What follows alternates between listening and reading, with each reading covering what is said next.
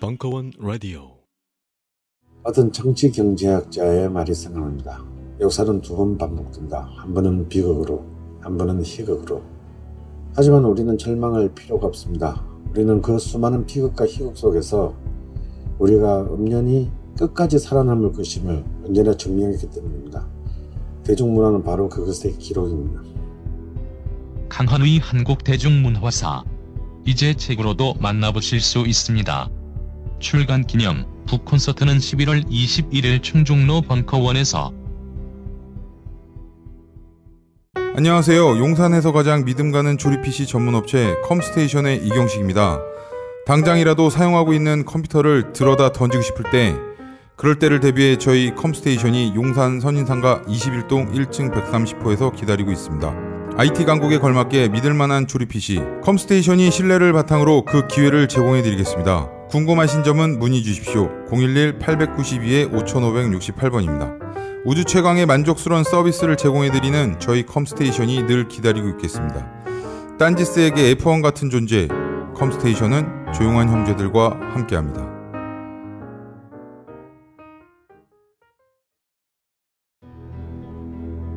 다이나믹 코리아의 총행무진 대중문화사. 이식의 으름장과 독립의 몸부림 사이. 시즌2 제2강 GI 문화, 전쟁의 폐허를 점령하다. 2016년 8월 12일 강연 2부. 시청각 자료는 유튜브 링크를 이용하세요. 이 팝음악 중에서도 이런 삼박자의 월추곡이 제일 먼저 우리의 감수성에 제일 먼저 연착륙을 하게 됩니다. 특히 이제 이 패티 페이지는 삼박자 계열 월츠 리듬의 노래를 많이 남긴 것으로 유명해요. Changing Partners라든가 이는 미국에서도 스매시 히트곡입니다. 그다음에 또 테네시 월츠라는 또 히트곡이 있죠. 이런 노래들이 이제 한국 젊은이들에게 자신들의 노래로 불려지게 되고, 드디어 이 노래들을, 이런 풍의 노래들을 한국어로 된 창작곡들이 이제 55년부터 등장하게 되는데요. 자, 이런 미국 백인 스탠더드 팝 음악 스타일로 등장한 첫 번째 가수가 있습니다. 바로 이 노래를 부른 분이죠.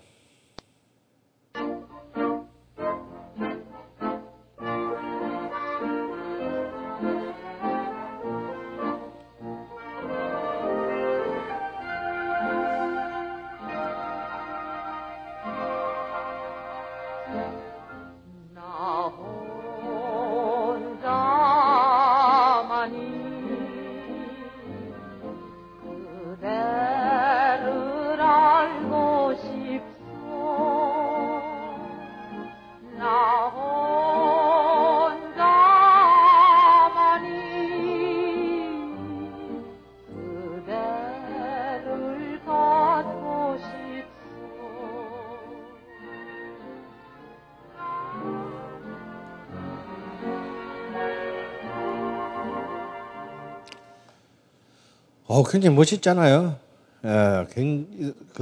아마 한국 대중문화사 최초의 저음역을 구사하는 여자 가수가 등장합니다. 바로 송민도라는 여자 가수예요. 1954년에 그가 발표한 이 노래는 나 하나의 사랑이라는 노래인데요.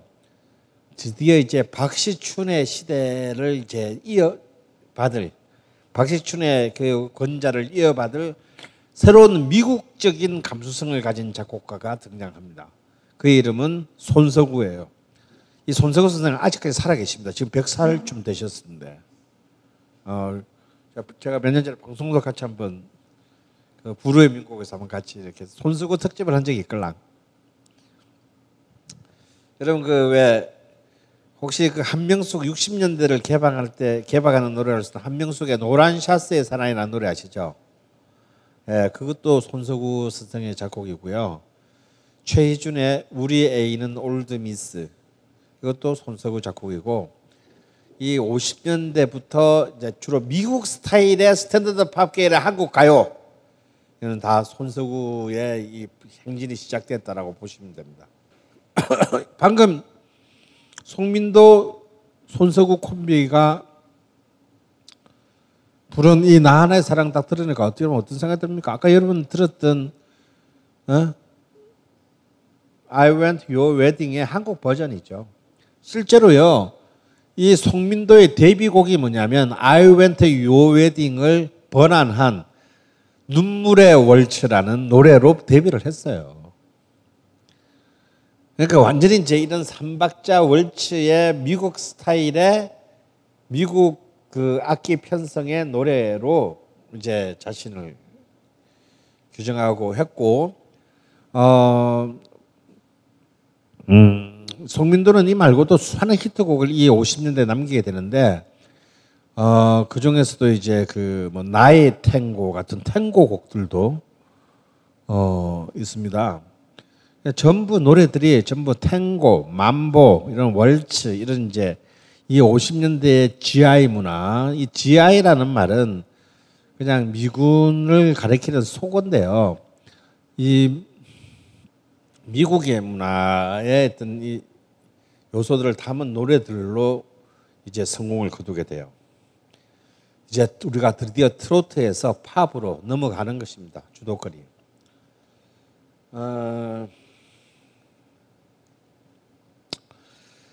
그리고 이제 바로 이듬해인 55년에 이 송민도는요, 엄청난 또 그 뒤로도 몇십 년간 한국 사회에 한국의 대중문화를 규정하게 되는 큰 작품의 일원이 되는데,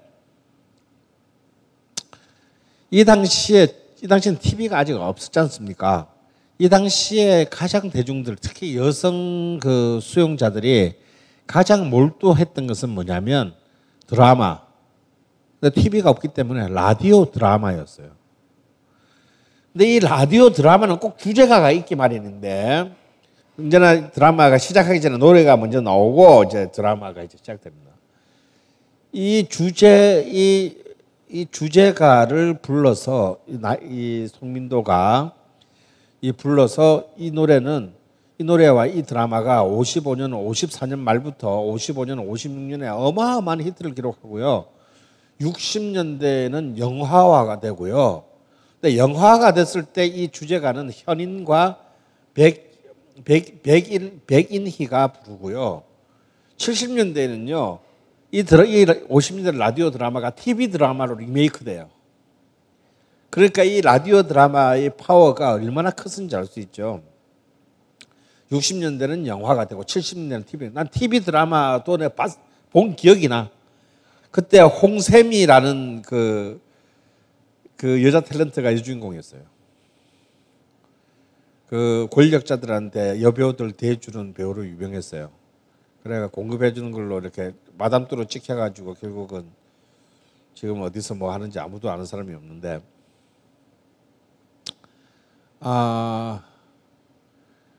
그 50년대 드라마는 청실 홍실이라는 방송작가 조남사가 쓴 멜로 드라마였어요.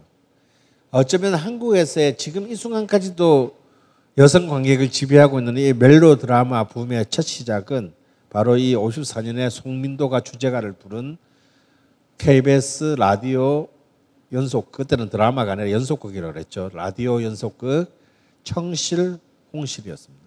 이 청실 홍실의 주제가도 방금 여러분 들었던 역시 손석구가 만들었어요. 그때 손석구가 KBS 악단장이었거든요. 그래서 이 KBS가 만든 이 드라마의 그 음악을 맡았고, 그 나 하나의 사랑과 거의 같은 형식의 노래를 만들어서 전국적으로 히트를 기록합니다. 이걸 이제 또 남녀가 듀엣으로 부르는데요. 이때 그 송민도의 파트는 안다성이라는 제가 굉장히 좋아하는 미성의 가수가 제2의 박인수라고 불리게 되는 안다성이 이 송민도의 파트너가 돼요. 이 안다성, 또 예명인데 본명은 안영길이에요. 이 충청북도 청주 사람인데 왜 그 예명이 안다성인지 혹시 아시는 분 있어요? 그 당시에 우리나라에 굉장히 인기 있었던 흑인 그 가스펠 가수가 있었어요. 마리안 앤더슨이라고. 그래서 그 마리안 앤더슨 같은 훌륭한 감성적인 노래를 부르겠다 해서 안다성이라고 했대요.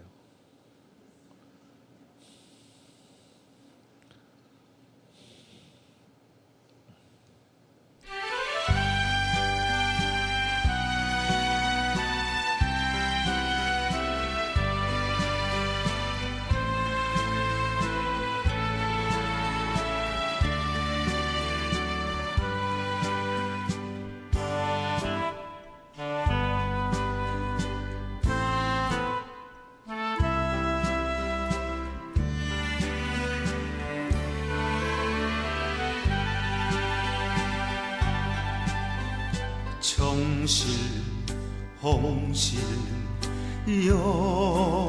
엮어서 정성을 들여 정실 홍실 엮어서 눈이 더 곱게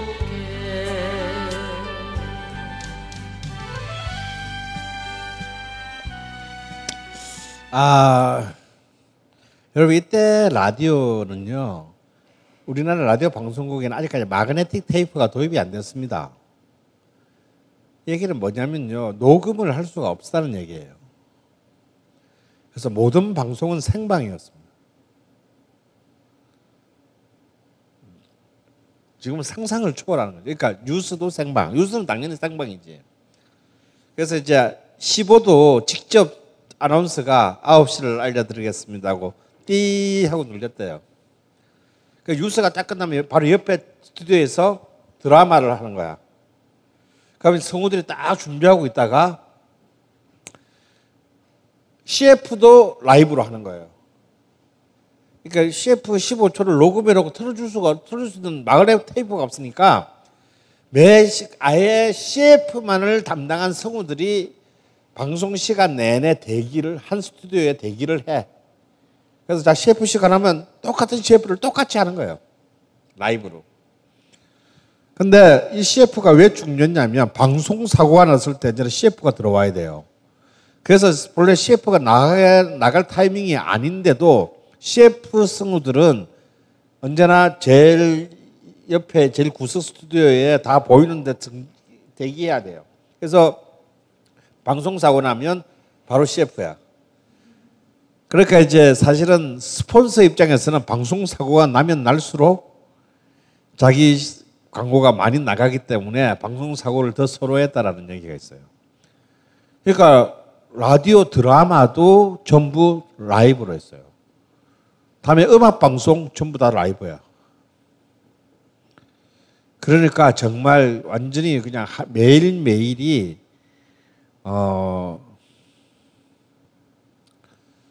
매일매일이 그냥 이렇게 호떡집에 불나는 거지 뭐. 근데 더 웃긴 건요, 60년대 TV가 시작할 때 TV도 초창기에는 전부 다 라이브였다는 사실이에요. 그래서 그 라이브로 하는 것을 또 이렇게 50년대 말에 가면요, 그걸 공개 생방으로 해. 근데 그 티켓이 불티나다 팔려나갔다는 거 아니에요. 자기가 라디오로 매일 듣는 것이 실제로 만들어지는 거를 실시간으로 구경하는 거잖아요. 그거를 또 상품으로 만들어서 팔았어요. 그래서 이때 뭐 라디오 50년대 KBS 라디오가 나왔다, 뭐가 나왔다라고 하는 것을 지금은 여러분 라디오와 TV의 개념으로 생각하시면 안 됩니다. 자, 그럼 매일 만약에 매일 일일 연속극이란 말이야. 월화수목금토 일요일 빼고 다 하는 거라고요. 근데 이거 2년인가 했거든, 드라마를. 그럼 성우는 그 시간 나와서 연기를 해야 되니까 당연하지만 주제가 부르는 사람들은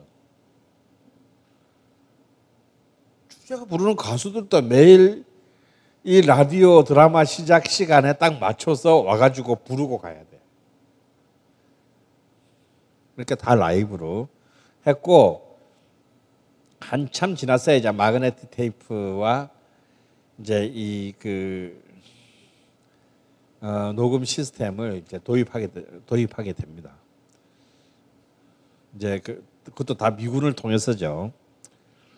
자, 결국 이제 50년대 한국의 대중문화의 컨셉은요, 딱 이 말로 요약됩니다. 미군에 의한, 그리고 미군을 위한. 왜? 우리의 슈퍼 울트라 갑이 미군이니까요.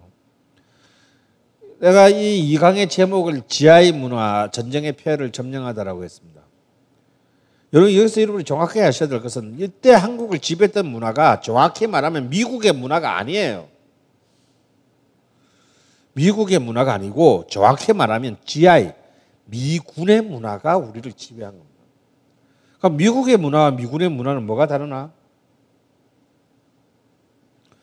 다릅니다. 한국의 대중문화와 한국 군인의 문화는 달라요. 우리나라 군인들이 엑소 좋아하겠습니까? 안 좋아해. 우리나라 군인들은 요즘 제일 핫한 걸그룹이 뭐지? 여자친구인가? 그러니까 군인들이 좋아하는 것은 일반인들이 좋아하는 거랑 좀 달라요. 좀 말하기 좀 굉장히 쑥스러운데요. 군대 갔다 오신 분들은 다 아실 거예요. 그리고 애인을 군대로 보내신 분들은 다 아실 거예요. 더 이상 제가 얘기는 안 할게요.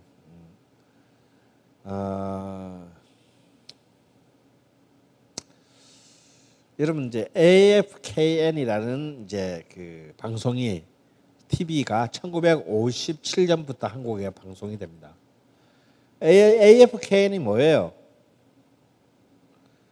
아메리칸 포스 코리안 네트워크예요. 그러니까 한국에 있는 미군들을 위한 방송이에요. 근데 그 전파라는 게 미군들 텔레비에만 나오는 게 아니잖아. 우리도 볼 수 있잖아요. 그럼 이 AFKN의 편성은 어떻게 되느냐? 여러분 AFKN, 여러분 세대는 AFKN 본 사람은 거의 없겠다. 여기서 AFKN 본 적 있다. 다 연식들이 된 분이에요. 지금은 또 AFKN 우리 집 나오나? 안 하죠? 근데요, 제 세대만 하더라도요, 2번이 채널 딱 열자마자 2번이 AFKN이야. 첫 번째 채널이 AFKN이에요. 그리고 저는 거의, 왜냐면 우리 그때 방송이라 봐야 KBS, MBC, TBC, KBS도 그 채널 하나밖에 없을 때, 1, 2 없을 때, TBC 이렇게 3개 있을 때요, AFK는 왜 중요하냐면, 특히 이제 영어를 좀 이렇게 배워야 되는 사람들은 그걸 꼭 봐야 됐고요. 그 다음에, 하도 우리나라가 뉴스나 이런 걸 갖다가 박정희 시대 때 통제를 많이 해가지고 국제 뉴스 이런 걸 갖다가 이렇게 해외, 시사 뭐 이런 것들을 갖다 알려놓으면 그 AFKN을 본 사람들 많아요. 하지만 AFK는 전형적인 어떤 방송, 그러면 AFK는 어떻게 편성되냐? AFK는 그 자체 내에 각 지역에 미군들이 만드는 프로는요, 로컬 뉴스밖에 없어요. 나머지 다 본국에서 다 옵니다. 그러니까 본국에 누가 만들어 보내나? 아니에요. 아무도 안 만들어 보내요. 미국에 있는 ABC, MBC, CBS 중에서 제일 시청률 높은, 제일 핫한 이른바 엔터테인먼트 프로그램들만 시절이 모아서 보내요. 왜? 군발이들은 생각하기를 싫어하는 존재들이거든. 그러니까 그거 아니면 스포츠 중계야. 엔터테인먼트 뉴스 하루에 2번 하는 뉴스 빼면요, 딱 2개밖에 없어. 제일 핫한 드라마, 뭐 옛날 70년대 막 델라스 같은 거 있었어요. 예? 제일 핫한 드라마. 다음에 막 솔리드 골드 같은 막 이상한 애들 나서 춤추면서 노래 부르는 그런 다 벗고 나서 이렇게 막 하는 거 있어요. 막 그런 막 그 음악 방송. 그거 아니면요 스포츠 중계예요. 저는 어릴 때 AFK를 거의 많이 봤어요. 왜냐하면 스포츠 중계 때문에. 메이저리그, 다음에 다음에 프로 골프. 저 어릴 때 전부 다 그 메이저리그나 NBA 농구, 다음에 골프 이런 것들을 전부 그 AFKN 중계. 토요일 오후가 되면 토요일 날 12시부터는요, 저녁 7시까지 스포츠 중계만 해요. 일요일 날 하루 종일 스포츠 중계야. 그리고 권투, 복싱. 뭐 이런 그런 굉장히 소비적이고 향락적이고 찰나적인 욕망으로 가득 찬 프로그램만 만들어서 편성하는 것이 AFKN이에요. 그래서 이 AFKN은 단순히 해외에 파견되어 있는 미군들을 위로하기 위한 목적으로 만드는 것이라고는 하지만 그 프로그램들 자체가 굉장히 자극적이기 때문에 사실은 전 세계 미군이 들어가 있는 주둔 지역의 그 주민들의 문화적 감수성을 미국화하는 데 결정적인 기여를 합니다.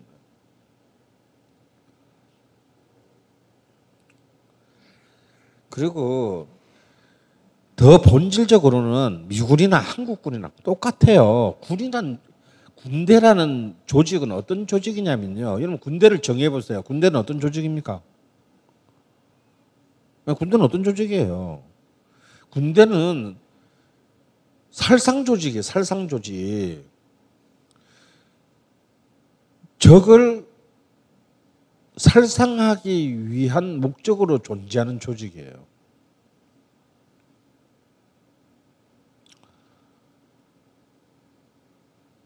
근데 여러분 사람이요. 아무리 말 안 통하는 적이라고 할지라도 사람이 사람을 맨정신에 쏴 죽이기가 쉬울 것 같아요? 어려울 것 같아요? 쉽지 않습니다. 그래서 사실은 인간에게 있어서의 어떤 이 살상의 본능을 극대화하기 위해서 전 세계의 모든 군대는 전부 성욕을 억압합니다. 그래서 기본적으로 군대에 군을 유지시킬 수 있는 가장 중요한 내부의 법칙은 뭐냐면 성욕의 억압에 있어요. 그러니까 성적 욕망의 억압. 그 억압이 비틀어져 나오면은 이제 살상욕으로 전환시키는 거죠. 그래서 굉장히 위험한 조직입니다. 군대라는 건. 그러니까 사회에 있을 때는 멀쩡한 대학생이 군대만 가면요. 발라드 안 좋아합니다. 발라드 안 좋아하고요. 그냥 엉덩이가 그냥 훤히 드러나는 핫팬츠 입고 온 걸그룹 애들이 와서 우정의 무대 공연하면 나가서 생또라이처럼 춤추는 애들 있잖아. 걔들 있잖아. 그 전에 몇 달 전만 하더라도 다 좋은 대학 다니는 애들이야. 그런 애들이 군복만 입혀놓으면 그 짓을 한다니까.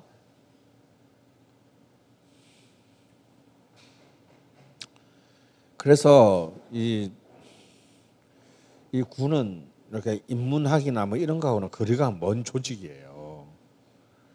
그리고 이렇게 그 감성의 조직 이런 거하고 굉장히 거리가 멉니다. 결국 미군을 위한 문화라고 하는 것은 굉장히 육체적인 성적 자극을 중심으로 한 문화. 그러니까 우리의 부르는 뭐냐면 전쟁을 통해서 미국을 받아들였고 미국이라기보다는 미군을 우리가 먼저 받아들인 꼴이 됐기 때문에 바로 그 미군을 위한 굉장히 찰나적이고 그런 어떤 육체적 향락의 문화를 물론 그것도 미국 문화의 일부분이긴 하지만 다양한 그런 미국 문화가 아니라 그 중에서도 그런 성적인 억압을 일상적으로 강요당하는 군대라는 조직에 부응하는 그런 문화가 50년대 한국을 지배하게 된다는 거예요.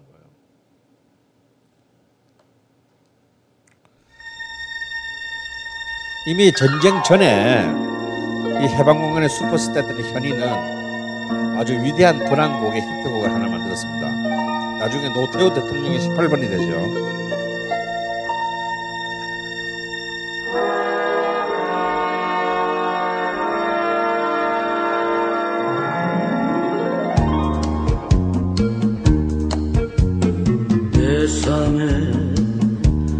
뱃삼의 무조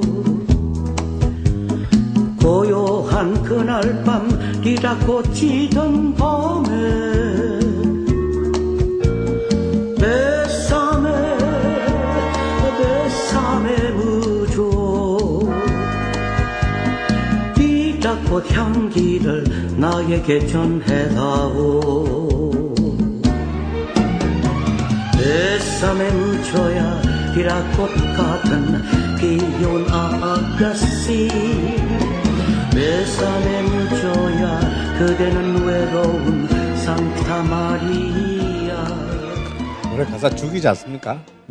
뱃삼에 묻혀야 그대는 외로운 산타 마리아. 뱃삼에 묻혀는 그냥 키스를 좀 더 많이라는 뜻이죠.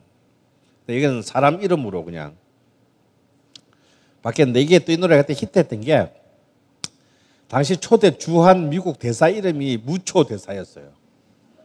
이름이 MUCHO 무초였어요. 그래가지고 이 뱃삼의 무초가 이렇게 더 히트했다라는 얘기가 있습니다. 이미 이제 미 군정기가 지나고 해방 이제 전쟁 전에도 현인의 이런 번안곡에서 알 수 있듯이 이미 이제 그런 미군들이 좋아하는 어떤 라틴 계열의 댄스 뮤직 리듬들의 음악들이 이미 들어오고 있었어요. 그 중에서 이제 특히 이제 가장 초기에 빛을 발했던 것은 부기우기. 그러니까 부기우기라는 것은 뭐냐면 설명을 하면 복잡한데 간단히 말하면 흑인의 이 그 스윙 재즈의 한 갈래라고 할 수 있습니다. 역시 플로어 댄스 뮤직이죠. 이 부기우기가 우리나라에 들어와 가지고 굉장히 많은 부기 붐을 일으켜요. 그 중에서 이제 가장 대표적인 히트곡이 1957년에 윤일로가 부른 기타 부기라는 겁니다. 여기서 부기하면 무슨 부기라는 노래가 굉장히 많아요. 무슨 만보라는 노래는 한 30개 되고 무슨 부기라는 노래도 한 17개 좀 있는데 이 부기는 부기우기의 부기를 말합니다. 뭐 이렇게 주산 부기 할 때 부기가 아니야.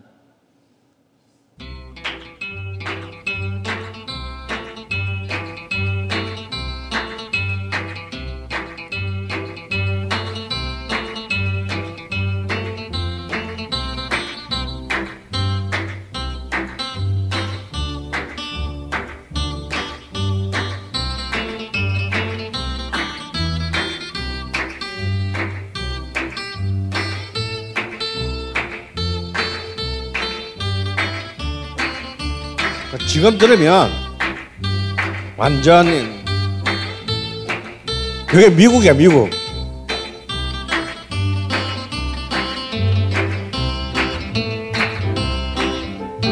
인생이란 무엇인지 청춘 즐거워 비었다가 시들으면 다시 못 빌래 청춘 마시고 또 마시어 취하고 또 취해서 이 밤이 새기 전에 춤을 춥시다.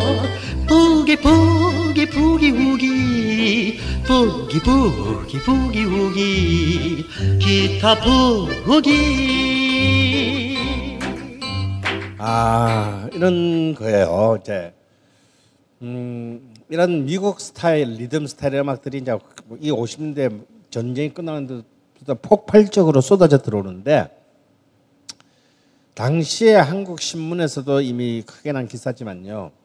1955년 전쟁 끝난 2년 뒤 1955년 그해 한 해 동안 한국에서 가장 크게 히트한 노래는 우리나라 가수의 노래가 아니에요. 외국 가수의 노래도 아니에요. 쿠바 출신의 어떤 악단의 연주 음악이 1955년 한 해 최고의 히트곡이 됩니다. 바로 쿠바 출신의 페레즈 프레도 악단의 체리 핑크 앤 애플 블러썸 화이트라는 졸라리 긴 제목의 그 댄스 연주곡인데요. 들으면 여러분이 아 하고 알아요. 그냥 우리는 줄여서 체리 핑크 mambo라고 했어요. 자, 바로 그 페레즈 프레도 악단의 체리 핑크 앤 애플 블러썸 화이트를 한번 들어보겠습니다.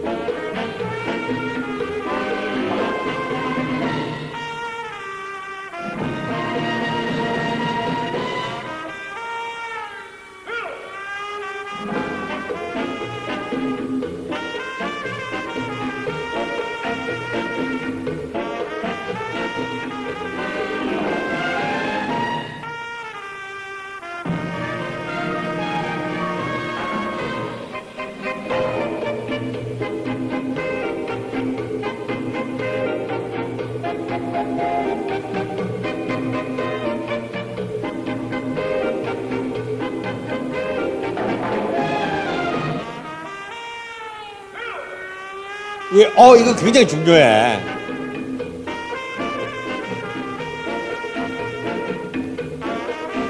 여러분 많이 들어본 멜로디죠? 아닌가?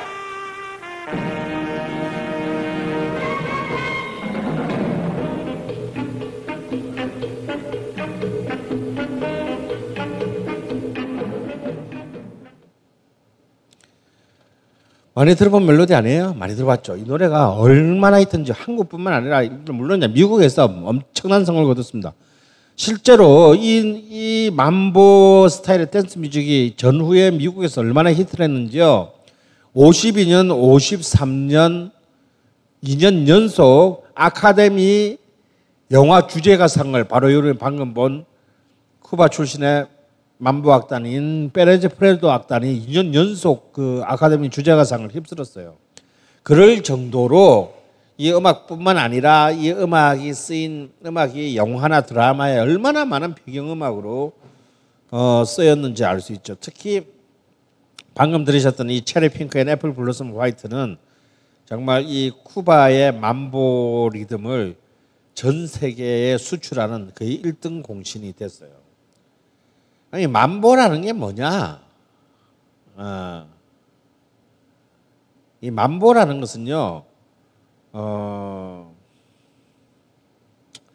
우리나라 뭐 국거리 장단처럼 쿠바의 토속적인 그 무속 리듬 중에 룸바라는 게 있어요. 룸바. 이 룸바 리듬이 방금 이런 본 편성은 스윙 재즈잖아요. 미국의 스윙 재즈와 만나서 미국의 이 빅밴드 재즈랑 만나서 섞여서 만들어진 게 mambo예요. 그러니까 30년대 미국의 스윙 재즈와 쿠바의 룸바 리듬이 그래서 이걸 다른 이름으로는 재즈 룸바라고도 합니다. 그래서 이제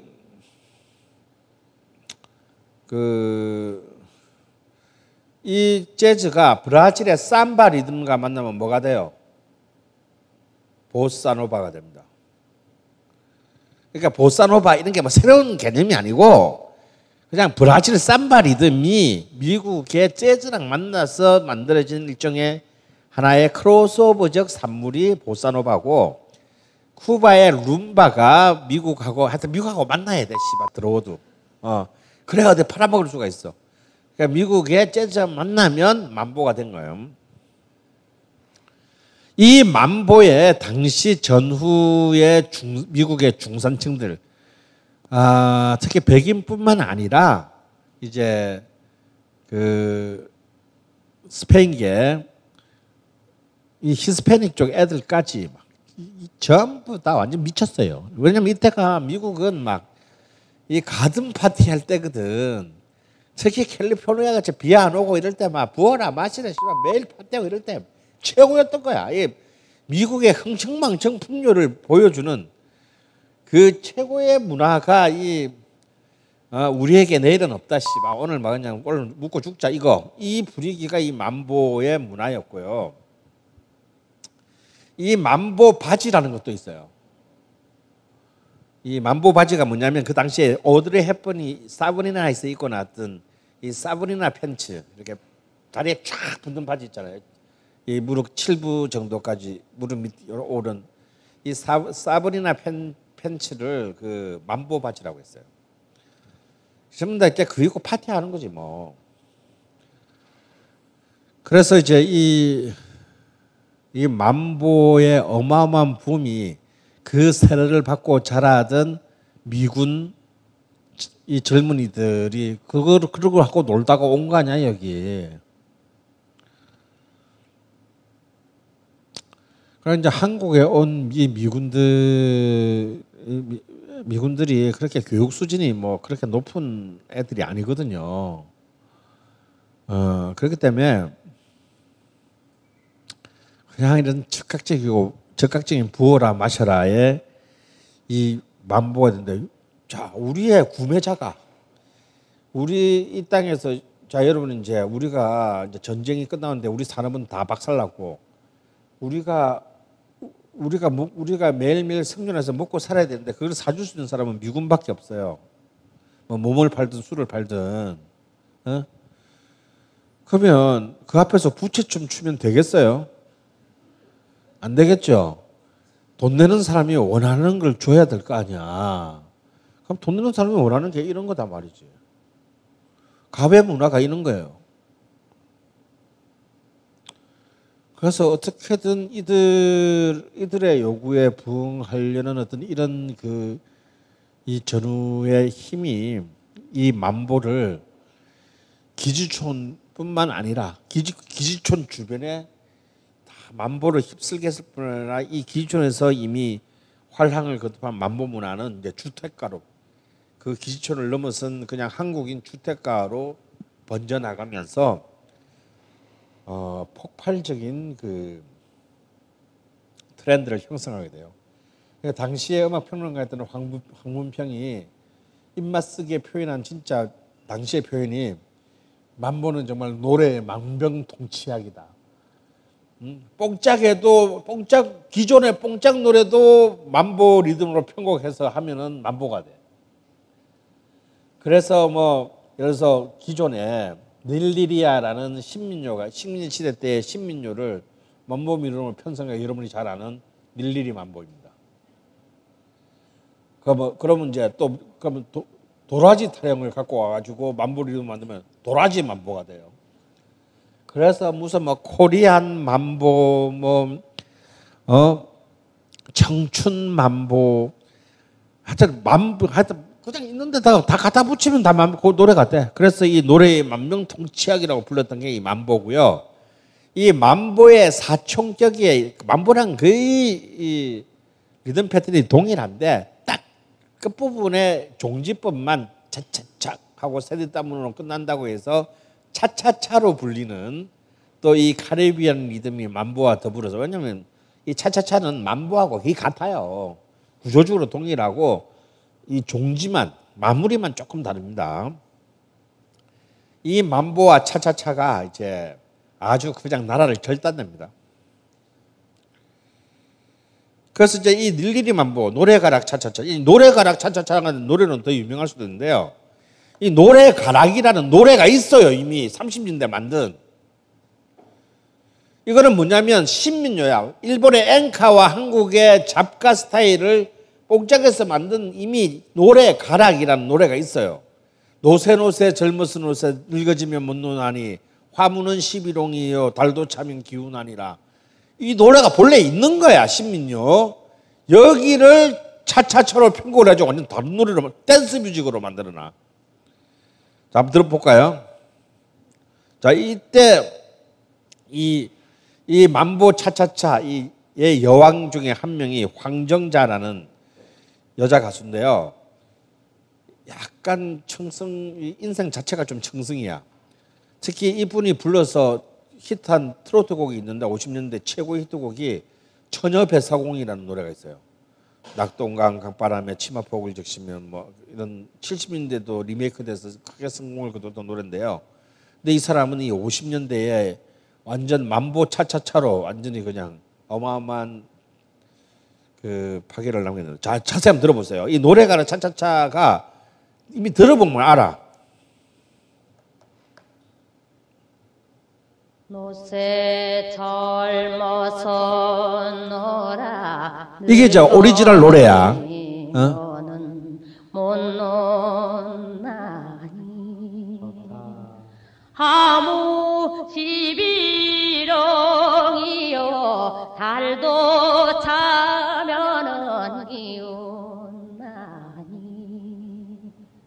인생은 일장 춘몽요 아니 놀지는 못하리라.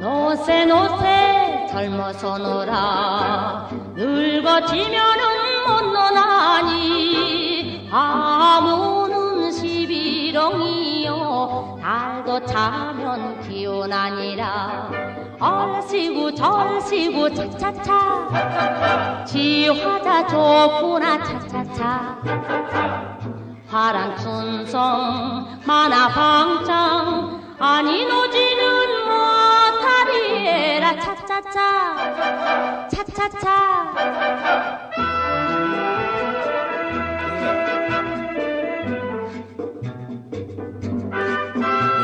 만보의 한국화가 만보 리듬이 도입되자마자 급속 이루어집니다.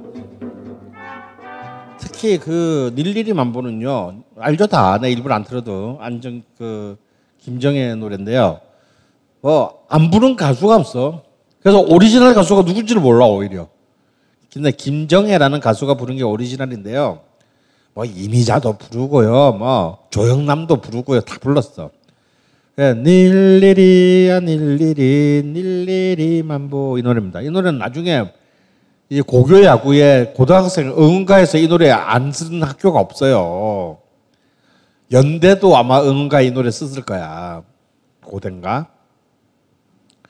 그래서 이런 노래는 뭐 굉장히 그냥 단순한 한 번의 히트곡을 넘어서 가지고 이런 응원가니 뭐 이런 다른 형태로 전이 돼 가지고 엄청나게 오랫동안 그 누립니다. 이런 그 만보 분위기를 반영하는 50년대 최대의 문화적 화제작이며 당시에 10만 부를 돌파했지. 이때 10만 부라면요. 책 10만 부가 팔렸다는 거는 지금 한 1000만 부가 팔렸다고 봐야 돼. 한국 사회를 거의 혼란의 소용돌이로 몰아놓은 정비석의 자유부인이라는 그 소설이 이제 아주 생난리를 치는데요. 이 파문은 이제 어떤 국어학과 교수의 부인이 너무 인생이 따분해서 돈 벌러 파리 양장점이라는 양장점에 취업을 한 거야. 그러니까 여성이 한복 입고 이제 경제활동에 나선 거예요. 굉장히 이렇게 그 독립적이고 높이 사줘야 되잖아. 근데 이제 춤바람이 나는 거죠. 그래가지고 근데 다시 가족으로 돌아오고 남편도 받아들여 줍니다. 근데 이제 이 과정에서 황산덕이라는 교수가 아니 왜 우리 힘없는 교수를 조롱해 하고 이제 왜 하필 바람난 마누라의 남편이 교수야? 이게 좀 뭔가 문제 지적을 잘못한 거 아닌가? 뭐 교수 마누라 바람나면 안 돼? 그래서 이 교수가 이제 황산덕이라는 교수가 문제를 제기하면서 이게 오히려 문제가 더 커지게 돼요. 근데 사실의 본질은 뭐냐면 결국 이제 이른바 가부장주의가 지배하고 있는 여전히 가부장주의가 지배하고 있는 한국 사회에서 과연 이제 유부녀가 그런 춤바람이 나는 이런 현상을 어떻게 봐야 될 것인가라는 이제 어찌 보면은 어쩌면 최초의 페미니즘적인 그 사회적 이슈가 이제 만들어진 것이죠. 그런데 정비석은 이 작품을 통해서 굉장히 참 재밌어요. 은근히 윤리적으로 이 여자 주인공을 힐난하는 듯 같지만 은근하게 이 여자 편을 들어줍니다 또. 왜? 이 독자들은 여자들이거든. 그리고 그러니까 어쩌면 당시에 어떤 이 그 여성들이 갖고 있었던 어떤 그런 성적 문화적 억압이 이제 여성들도 독자적으로 자신들이 그런 어떤 그런 문화적인 일종의 그 문화적 수용을 일탈로 보지 말아야 된다. 뭐 남자들은 술 처먹고 스트레스 받는다고 술 처먹고 뭐 오입하고 하는 거는 괜찮고 뭐 여자들은 춤추러 가는 거 안 돼? 말도 안 되는 얘기잖아요. 근데 이 당시에는 이게 이제 굉장히 심각한 문제였던 겁니다. 게다가 이제 이때 해필이면 제비 박인수 사건이 일어나요. 워낙 이제 전국적으로 춤바람이 일어나다 보니까 제비라는 새로운 직업이 생겨났고 이 박인수라는 이제 이 뺑뺑이가 이렇게 많은 여자들을 농락하고 다니다가 어떤 장관의 부인을 건드린 거야. 그래서 열받아가지고 잡아놓고 보니까 막 이대생부터 시작해가지고 막 검사, 장관, 부인들까지 이 놈이 안 건드리는 놈이 없어. 그래가지고 얘가 이제 기소돼서 그런데 아니 뭐 미성년자를 건드린 것도 아니고 다 숙연들인데 얘를 기소한다는 게 말이 안 되잖아요. 결국 무죄가 돼요. 그런데 이제 막 이 얘의 이른바 X파일이 공개되면서 그때 이제 이 서울 지원이 서울의 그 서울지방법원이 어디 있었냐면 지금 덕수궁 옆에 있었거든. 덕수궁 자리 옆에 지금도 있어 그 건물. 이 법원에서 이 박인수 재판이 열리면요 방청권을 얻으려는 사람들로 인해서 완전히 막 그 동네 지역이 북새통이 됐대요.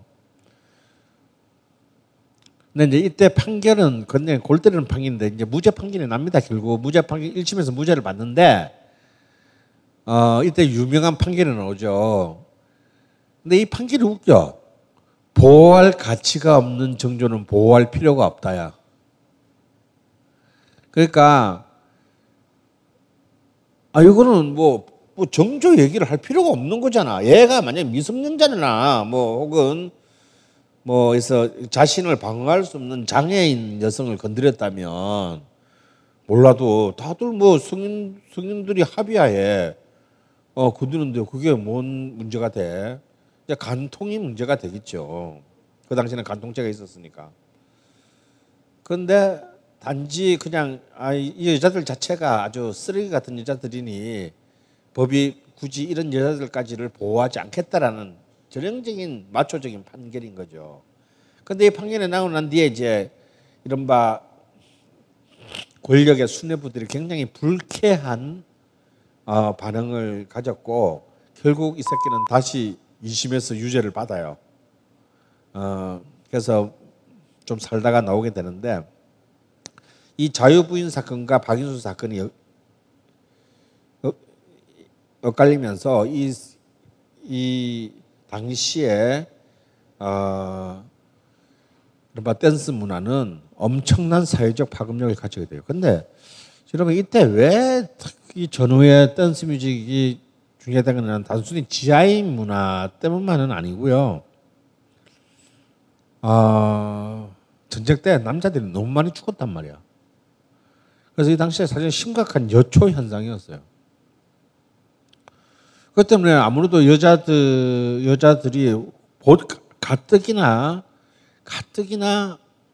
억압적인 그런 그 구조에 있는데, 이런 유교적인 억압적 구조에 있는데 또 거대한 여초 현상까지 이르게 되니 사실은 굉장히 이제 극심한 성불균형들이 있었고요. 이런 부분에서 결국 이제 여성의 욕망이 이제 사회의 둑을 넘어서 폭발한 것입니다.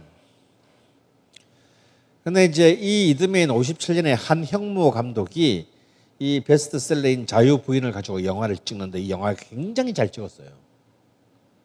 이 영화 볼 수 있습니다, 여러분.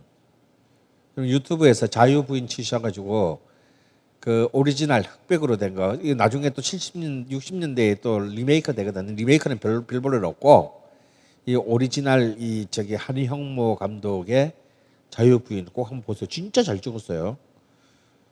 시간이 있으면 보여드리겠는데, 자, 요 부분만 봅시다.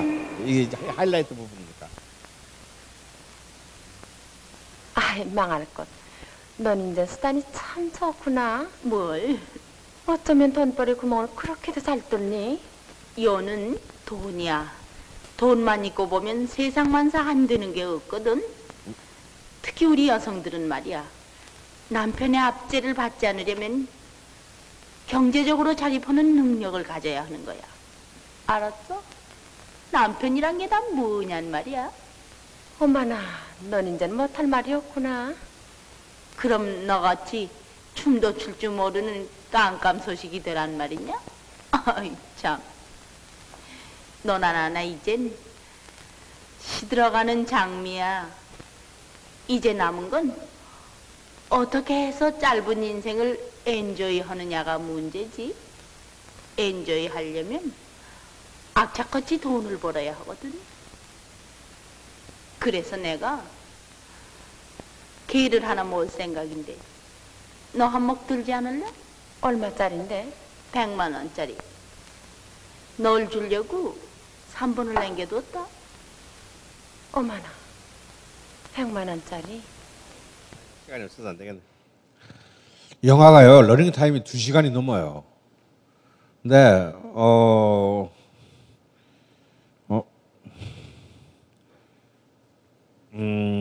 굉장히 좀 잘 찍었다라고 저는 보고 싶습니다. 이 해에는요, 또 홍성기 감독, 나중에 김지미의 그 남편이 되는 사람이죠. 굉장히 그 뛰어난 그 영상 감각을 가진 감독입니다. 홍성기 감독이 이 50년, 30년대부터 최고의 그 대중소설 작가였던 김내성의 그 마지막 유작이죠. 신라곤의 별들이라는 이 신라곤의 별들이라는 이 그 소설을 김내성 작가가 옛날에 우리 시즌 1 때 추리 소설 할 때 기억나시나요? 마인이라는 추리 소설. 추리 소설 작가로 한국의 추리 소설 문화를 만든 사람인데, 이 사람이 이제 49년도에 청춘극장이라는 우리나라 TV 드라마화도 됐었죠. 옛날에 여명의 눈동자고 맞불을 붙을래다가 쫄딱 망한 그 드라마 있어요. 청춘극장. 근데 이 청춘극장은 49년부터 50년 사이에 그 연재를 해가지고 책이 나왔을 때 거의 뭐 10세가 동시에 팔려버리는 어마어마한 히트작이었고, 전쟁 때문에 연재가 중단되었다가 전쟁이 어느 정도 이제 안정화되었는데 52년에 다시 재연재를 해가지고 엄청난 성공을 거둔 50년대 최고의 인기 작가입니다. 이 사람의 유작이 신라곤의 별들이라는 그 작품인데요. 이거는 연재를 하다가 이분이 암으로 돌아가셔요.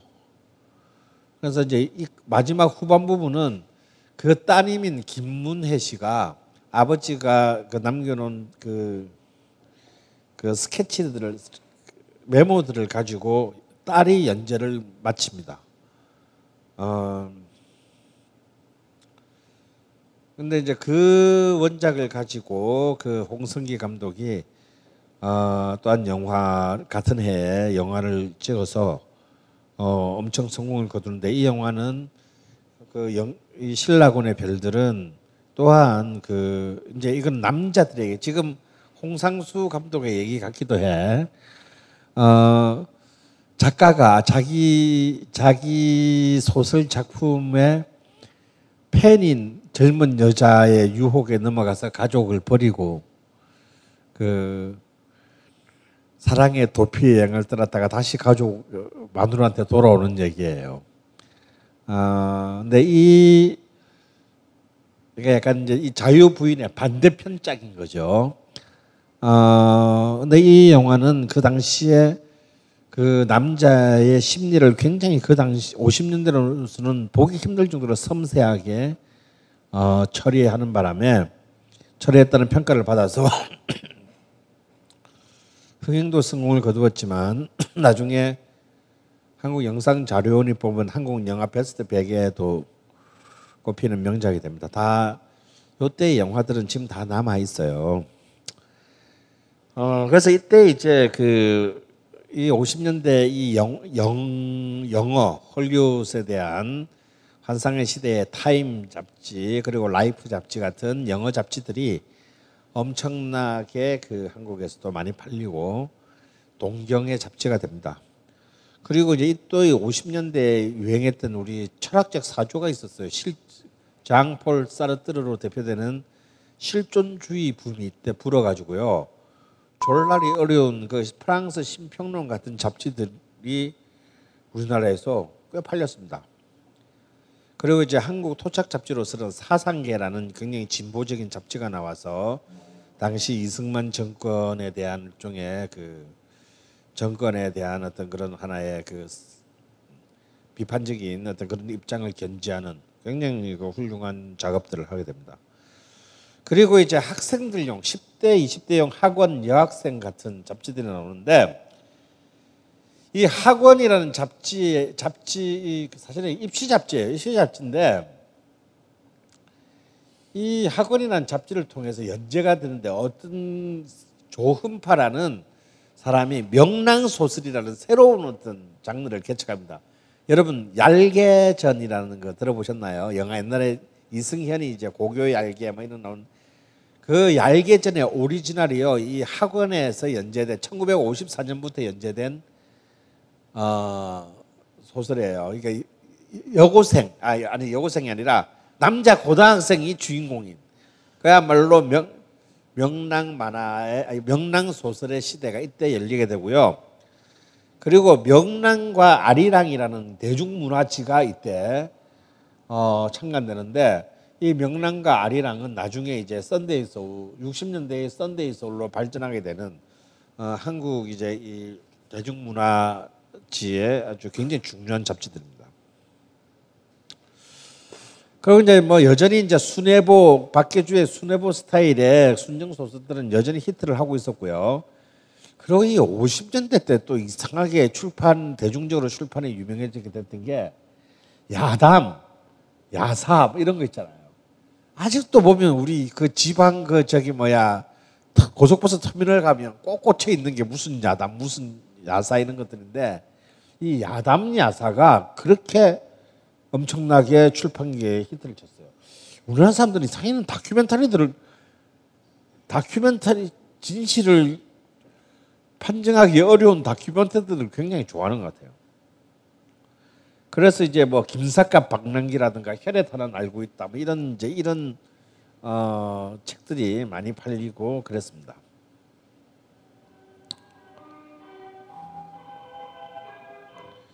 그래서 오늘 50년대 어차피 끝나기 힘들 것 같은데 오늘 마지막 노래는요. 이때는 이제 여러분 아시다시피 50년대는 이승만 정권 12년이 이제 이어지는 때입니다. 개판이지 한마디로.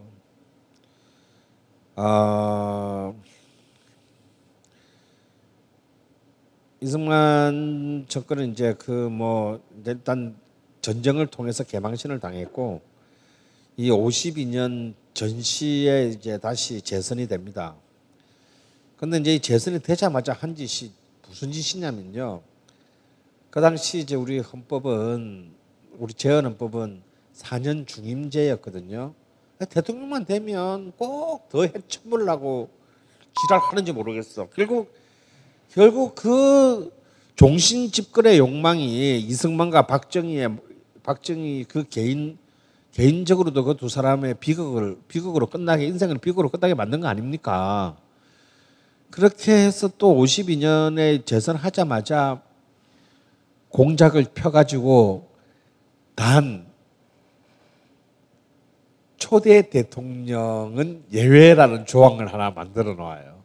그러니까 4년 중임제는 그대로 놔두고 단 초대 대통령은 예외로 한다라는 조항을 억지로 만드는데, 이게 또 이렇게 국회에서 국회 3분의 2 동의를 얻어야 되는데 한 명이 모자라.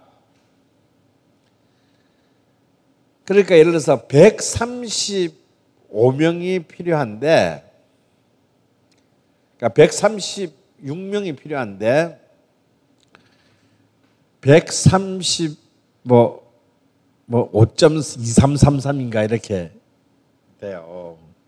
아니 그 동의 3분의 2가 되려면 135.2333이야. 그러니까 3분의 2가 136.2333이니까 136명부터가 3분의 2잖아요. 그런데 표결을 했는데 135명이 된 거야. 한 명이 모자라. 근데 그래서 당연히 부결된 거죠. 부결됐는데 이쪽에서 이승만 쪽 억지를 부립니다. 135.23333이라는 것은 존재할 수 없는 숫자, 사람으로는 존재할 수 없는 숫자이므로 소수점짜리를 버리고 사실상 135명부터 타당하다라고 보아야 한다라는 말도 안 되는 4.4.5입 룰을 적용시켜가지고 이걸 4.4.5입 개헌이라고 합니다. 이런 쓰레기 같은 짓을까지 해가지고 개헌을 시켜요. 그렇게 해서 세 번째 대통령 선거가 이제, 사실은 대통령 선거는 두 번째죠. 이제 3선을 향한 대통령 선거가 1956년에 있는데, 이때 이 56년에 야당 후보로 나온 인물이 해공 신익희 선생이었습니다. 해공 신익희는 사실 그 독립운동가고 상해 임시정부에서도 요직을 맡았다가 해방 이후에 귀국해가지고는 독촉계, 그러니까 사실 이승만 밑에 있었던 사람이에요. 근데 하도 이승만의 개판을 치니까 나와서 이제 한민당 쪽으로 붙어서 민국당이라는 새로운 이제 정계 개편을, 야당 정계 개편을 해가지고 대통령 후보가 됐는데 굉장히 인기가 좋았습니다. 인물도 훤하고요. 그래서 이 5월 달에 그 한강 백사장 유세에 30만 명이 몰리는, 그 당시는 이제 오프라인에서 선거 유세 때 누가 얼마나 사람이 많이 동원되느냐 이게 중요할 때니까 드디어 이제 이승만이 지나보다라고 하는데, 그 유세 이틀 뒤에 호남 지역의 유세를 떠납니다. 떠났는데 이틀 뒤에 호남 지역 유세를 타고 호남선을 타고 호남으로 내려는 기차 안에서 심장마비로 죽어요. 그래서 이승만은 그냥 또 자동으로 대통령이 돼요. 근데 그 당시에 이미 민심이 얼마나 이승만에게 떠났느냐면, 야당 후보가 이미 죽어서 이제 투표라는 게 의미가 없어졌는데도요, 해공 신익희 표가 185만 표가 나와요. 이미 죽어서 이미 의미가 없는데도 사람들은 투표장에 가가지고 이승만은 너무 싫다 씨발. 그래서 그 죽은, 이미 사실상 사망한 야당 후보의 투표한 사람이 185만 표나 되었습니다. 그런데 이때에 이 56년 봄에 손인호의 비 내리는 호남선이라는 노래가 나오게 되는데요. 하필이면 신익희의 죽음과 이 노래 가사가 절묘하게 맞아떨어진 거예요. 대박을 치게 됩니다. 그리고 막 끌려가서 막 이 노래 작곡한 사람들은 막 끌려가 가지고 남산에서 고문당하고 그거 어떤 그 루머까지 있었냐면 해공신이키의 부인이 가사를 썼대더라 뭐 이런 또 루머까지 돌아가지고 아주 난리가 났는데 정작 이 노래를 부른 손인호는 어떤 사람이냐면요. 지금으로 치면 영화 녹음 기사였어요. 가수가 아니야. 녹음 기사야. 그런데 노래를 잘 불러가지고 픽업돼서 노래를 부르는데 이 노래가 터졌어요. 근데 이 사람은 그때도 히트곡을 몇 개 내는데 평생을 자신의 직업인 영화 녹음 기사를 버리지 않습니다. 그래서 녹음만 하고, 그러니까 얼굴 없는 가수지. 녹음만 하고 공연이나 이런 것들은 절대 응하지 않았어요. 그리고 나중에 영화 녹음 기사로서 한국 영화사에 길이 남게 되는 참 특이한 인물입니다. 그래서 이 56년에 그 야당 후보의 사망과 맞물려서 어쩌면 비록 이 그 정치적인 내용과는 전혀 상관없는 노래였음에도 불구하고 어떤 한 개의 그 노래가 당시에 어떤 그 이 독재 체제에 대한 어떤 대중들의 염증과 새로운 어떤 희망의 한 상징이자 표현으로 하나의 노래가 그 노래의 의지와는 상관없이 만들어질 수 있다는 것을 증명한 노래 손인호의 비 내리는 호남선을 오늘 듣고요. 사실은 지금 이 신상옥 감독의 영화 굉장히 재밌는 게 있는데 그까지는 못 가고 다음 시간 60년대 앞에 오늘 끝나지 못한 부분을 이어서 하도록 하겠습니다. 자, 이 노래 가사를 좀 음미해 보세요. 왜 그 당시에 대중들은 도대체 이 노래를 통해서 무엇을 어떤 그 감정을 이입시켰나를 한번 이해해 보십시오. 목이 메인 이별가는 돈을 넣어야